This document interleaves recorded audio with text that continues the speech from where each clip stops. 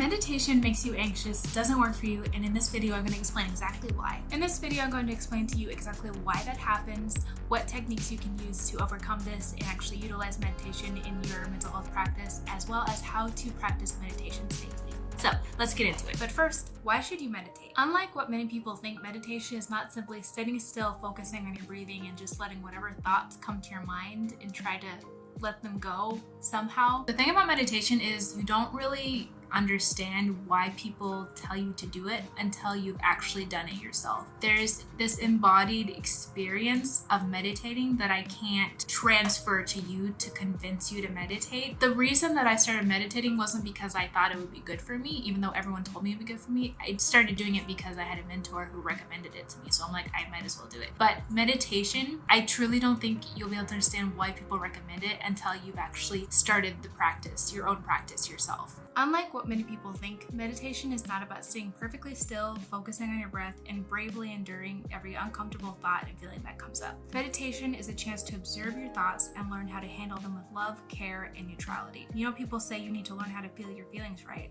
This is how. Why you get triggered when you meditate. So meditation always used to trigger panic attacks and hyperventilating for me, and so I avoided it for like 10 plus years. But why is that? Why can meditation be so triggering to us? So there's this mentality in a lot of communities and online when you read about meditation, and I call it like the keep going method or the keep going mentality, where a lot of people think that meditation, how to do it correctly or perfectly, is to continue your meditation even if you feel really uncomfortable feelings or thoughts or emotions. I almost see it as like a competition. Like the more you can endure, like the word endure, like the more you can endure the discomfort and the uncomfortability and the emotions and the like intrusive thoughts, the better you are at meditating. And I think this is one reason why meditation can be so triggering to people with trauma, because being honest, most traumatized people or people with CPTSD or anxiety, we don't have the tools to handle the emotions, the memories, the feelings, the bodily sensations, the intrusive thoughts, the images that might come up during this deep focus, like eyes shut, focus on breathing form of meditation where you're not supposed to stop because you're supposed to let all the feelings come in and then go, and you're not supposed to judge them. That kind of meditation, it can bring up really dark stuff for a lot of people. Even in just a couple seconds of meditating, you can start to feel these things. You might feel discomfort, you might feel pain in your body, you might get intrusive thoughts, you might even trigger an emotional flashback, which Anna Runkle from Crappy Childhood Fairy talks a lot about emotional flashbacks.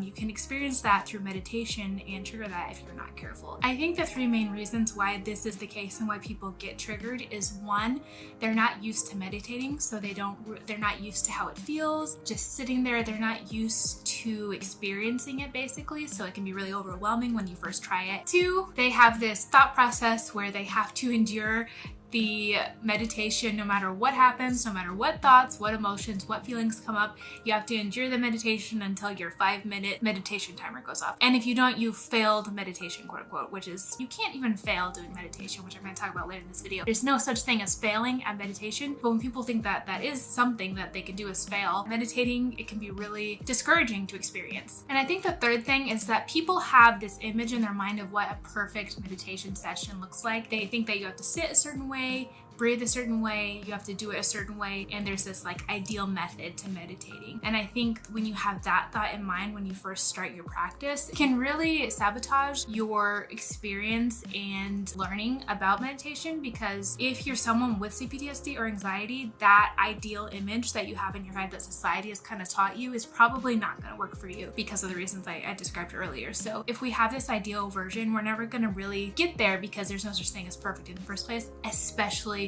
when you're talking about meditation. It's about the individual, it's not about like perfect method to meditating, which doesn't really exist. And if you think that there's a perfect way to meditate, you're probably wrong.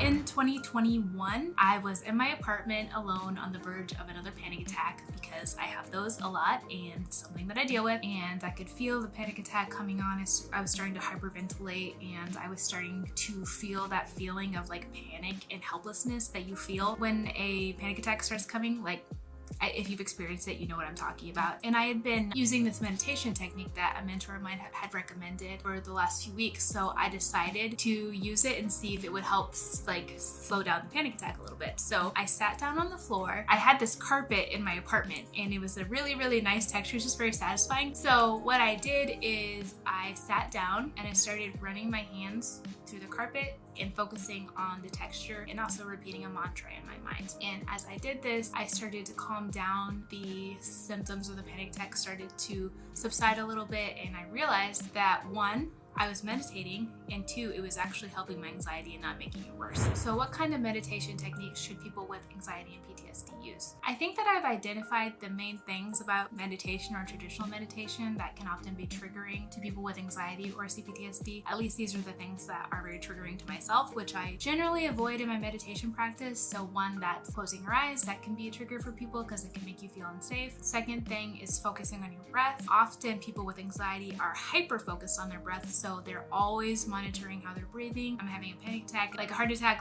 especially also if you have health anxiety, focusing on your breath is really difficult and panic inducing for me often. Also, sitting still, a lot of people just don't like that. It doesn't feel good all the time, and it can make me anxious just sitting still in one place. The last thing is obviously just the pushing through mentality, just like the endure it mentality. Just keep meditating until the timer goes off, because then you've done meditation correctly. I loved the texture of the carpet in my old apartment. It was so satisfying. It was so like soft, and I would just lay down on my carpet to decompress when I felt really depressed. But a mentor of mine suggested what I've learned it's called is focus meditation or tactile meditation or texture meditation. Basically, I used the texture of the carpet as my focus while I meditated, and I also incorporated a mantra at the same time. And that was my first kind of venture into meditation and doing it consistently. I was actually able to develop a practice which consistently allowed me to re-regulate my emotions when I got really upset or really triggered or really depressed. Before my life got chaotic, I think that I had been doing meditation for a straight like 90 days, like something crazy like that. And it really helped me. So I want to talk about the techniques that I think you should use for meditation if you have anxiety or CPTSD. The first technique that I want to talk about is focus meditation. Now, this is what I was talking about earlier with the carpet and focusing on the texture of the carpet. So this is like a sensory form of meditation where it's basically anything. I have this little beaded hummingbird. It has a really fun, interesting texture, so I could use this to focus on and meditate. Basically, you could do crafting, you could do knitting, but what you do is you pick a sensory thing to make your focus of your meditation. Super simple. What does it feel like? Is it cold? Is it hot? Is it rough? Is it soft? What are the colors? And you don't have to close your eyes, you don't have to focus on your breath, you don't have to sit still, you can walk and do this if you want. And you're practicing mindfulness, you're meditating. So that's the first and probably my favorite technique, even though I incorporate others into my practice. So the second, which I also love, second technique is movement meditation. So basically any way you can think to move, you could turn it into meditation if you wanted. There's obviously yoga is a whole practice in itself of like mindfulness meditation plus yoga. It's like a very ancient tradition. There's also walking meditation. Basically when you're walking, be mindful and aware of the space around you. What color is the sky? Color are your shoes? How cold is it? Is the sun out? Asking yourself these questions while you walk so that you're bringing your focus into the current moment. This does not require you to focus on your breath or close your eyes or endure anything if it's getting too much for you. And then the third one is a mantra meditation. I've also heard this called a transcendental meditation, where you use a word or a phrase or a sound to focus your thoughts, your attention to that specific phrase or sound or whatever you decide to use. And I like to customize my mantra to myself, and I'm not going to share it here because I feel like there's some power in only me knowing it. But basically when you start to meditate, I would basically think about what in your life is bothering you, what is something that you really feel like you need to improve or something that is really upsetting you, and tailoring your mantra around that. So if you're worried that you are behind in life, you can say like, I have all the time I need, or I'm right where I need to be, something like that. Fourth, I like to combine these three into one. So I do movement and focus and the mantra meditation all in one. I will stretch and also do a mantra in my mind, and I will also use carpet or something like this. You can use, I bought a little a little tiny rosary to meditate with, so it can be anything that you like the texture of. I like combining these three things because I need to focus on things outside of my brain to meditate often. And also, just a quick note, it's totally fine if thoughts come up during the meditation. That's kind of the point, is to have thoughts come up and then observe them and let them go. But again, don't endure them. Like if it's getting really intense, please stop. Those are the techniques that I recommend. Also, quick note, I forgot to mention this when I was filming the video, but you can listen to music and sounds while you're meditating. Like, I think that's like part of the reason why it can be really anxiety inducing, is because silence. My intrusive thoughts love to just come up when there's nothing else going on, no distractions. So you can actually meditate like on sounds, like on music. I will say try not to listen to music with lyrics, but any music that's like relaxing or is good for focus that you personally like, I highly recommend it, especially for people who are just beginning meditation. It's a super good tool. I mean, like when you watch guided meditations on YouTube, they always have like a cool like synthy background noise. So I highly recommend it if you are struggling with the silence. Don't have it be silent, like listen to some music, it's okay. Remember, there are no rules.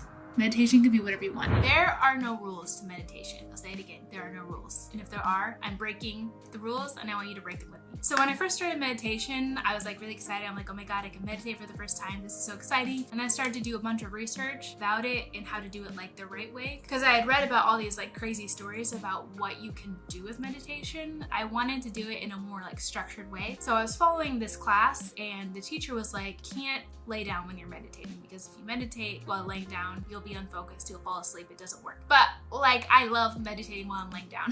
Like it's my favorite thing because I feel really safe. And again, like the pressure of like the floor on my back, it makes me feel really safe. It makes me feel like I can focus really well. And I was talking to a friend about it and I was like, I feel frustrated because like I feel like meditating while I'm laying down is the only way that I can meditate. She basically was like, well, if meditating while laying down works for you, then it works and you should keep doing that because it works for you. So I'm gonna run down the tips that I use to make meditation feel more safe to me. And the main thing is to customize it to yourself, because whatever works for you, okay? Don't feel bad because it's a weird like 3 different techniques into one. You don't even know what the word is for it. Like, it's up to you and what makes you feel safe and what gets you results that you're happy with. So the first one is to start slow. So I moved semi recently and I hadn't been meditating for a while. So what I'm doing every day is literally meditating for 2 minutes. Like, that's it. Just 2 minutes, super easy. And I would recommend even less than that if, again, meditation has historically made you really anxious. Do as little as you can and then slowly increase it. Like don't start out doing like hour meditation, 30-minute meditation. That's really hard. And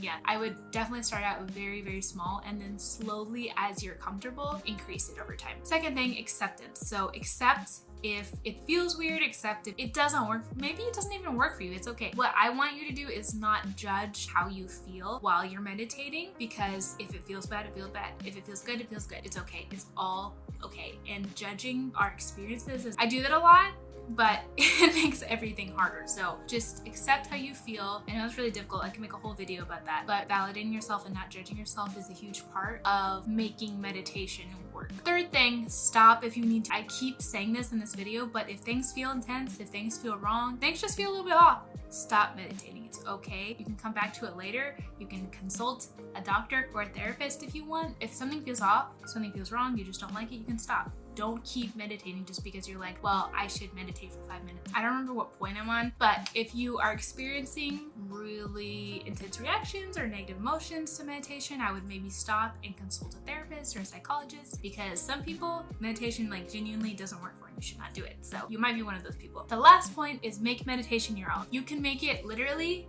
like my form of meditation is so weird. Like I've not heard anyone else talk about the way that I meditate. I don't know, but it works for me. It makes me be able to process my emotions and my anxiety better, and that's what I want out of meditation. So make it your own, break the rules, have fun with it. Meditation can be a creative act in itself. That's what it has been for me. So those are the techniques and advice I have for people who want to start meditating if you have anxiety or CPTSD. And yeah, I highly recommend it, but I recommend going slow and doing it your own way. Have you ever been disappointed because you tried a technique or a meditation or something that you hoped would help your mental health and then it didn't, and then you felt disappointed and the disappointment just kind of piled on top of itself? I struggle with disappointment so much in my life, so much that I spent a week researching how to handle that, and I made a whole video about it. So if you want to watch that video, you can check it out on the side somewhere. It's all about how to handle disappointment if you have CPTSD or anxiety. And yeah, I will see you in the next video. Bye.